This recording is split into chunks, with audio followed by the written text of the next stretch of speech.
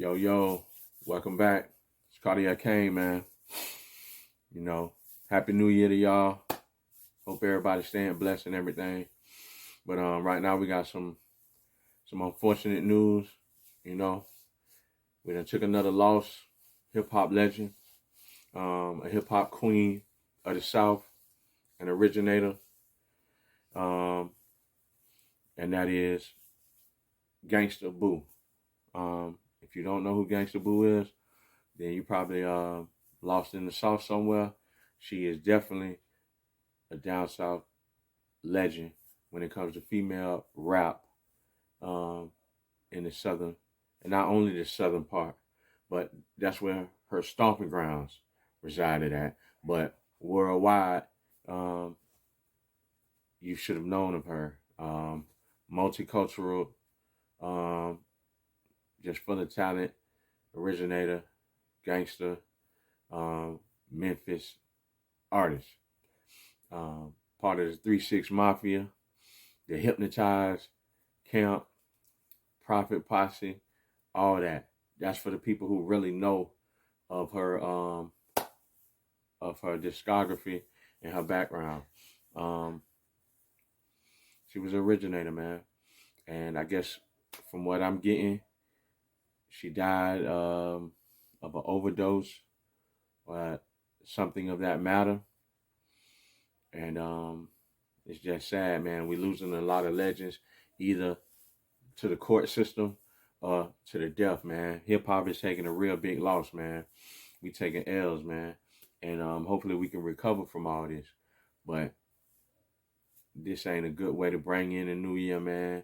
My condolences to her family. I know she got some sons. And not sure about the rest of her family, but my condolences go out to them. I salute her. And this is what this for, to bring light on people just really getting off those opioids. Stop taking it as a joke. If you see your family member dealing with that type of stuff, man, you need to get them help, man. Don't overlook it. They might be mad at you for a little minute, but once they weather the storm, I think they'll be very thankful and grateful that you was able to help guide them through those hurdles. I just see it, and I'm a bystander. I'm looking from the sidelines, and this is what I see going on. People smile all the time, but that don't mean they ain't dealing with pain. You know what I'm saying? And if you deal with pain, everybody deal with pain differently. I'm not saying that's what she was going through, but I think people, because even me, I done did different kind of smoke weed, different kind of things in my past, and those things are coping mechanisms for some people. And so I can speak on these things because I've lived in that lane. But it's just such a sad case, man. If you don't know, one of her breakout songs was Where Them Dollars At.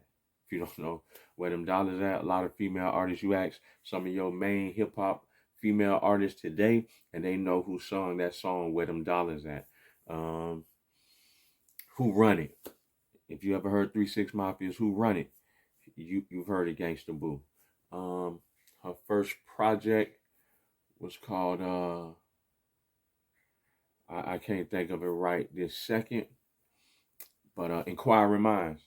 Inquiring Minds was the first singer, and it had Lord Infamous, Juicy J, DJ Paul, T-Rock, Crunchy Black.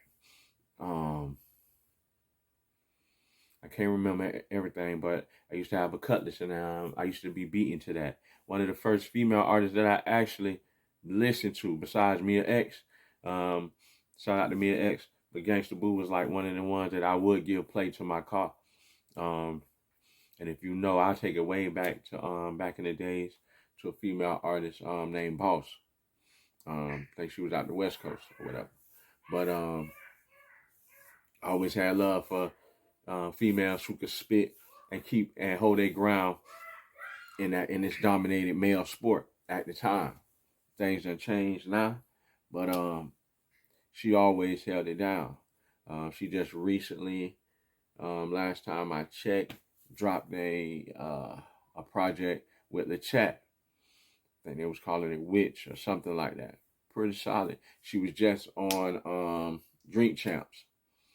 Did an interview with Drink Champs. Solid interview. Shout out to Drink Champs. If you didn't get a chance to check out that interview, go ahead and check it out and get enlightened on brought up to date on the history of Gangsta Boo.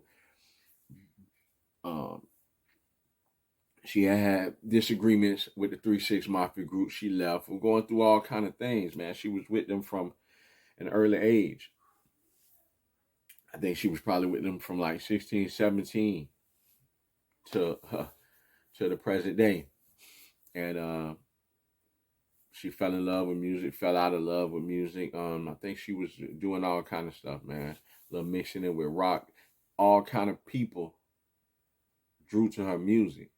It wasn't just it had evolved from that Memphis. If you know the Memphis scene is a dark scene. You know what I'm saying? And not only the street dudes and people of our color could relate to it, it had transcended that, and people of all colors knew who Gangsta Boo and knew that 3-6 Mafia sound. A lot of people emulated that sound, or I wouldn't say emulated, but just drew inspiration from that sound. I'll say that. From the Suicide Boys to the ASAP Rockies. Hey, a lot of people said that the Migos took DJ Infamous and the 3-6 sound.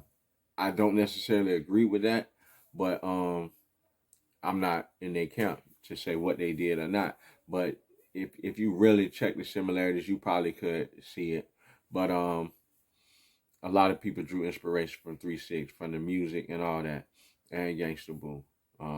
Check out these female Memphis rappers now. You can hear Gangsta Boo in all of them, and that's real. They'll admit that behind or in front of closed doors, they should, because the public can hear traces of what she laid the foundation. But again, man, R.I.P. to a legend, Gangsta Boo. May you rest in peace and blessing to your family, man. One love from the Cartier family, man. Cartier Kane, man. I'm out.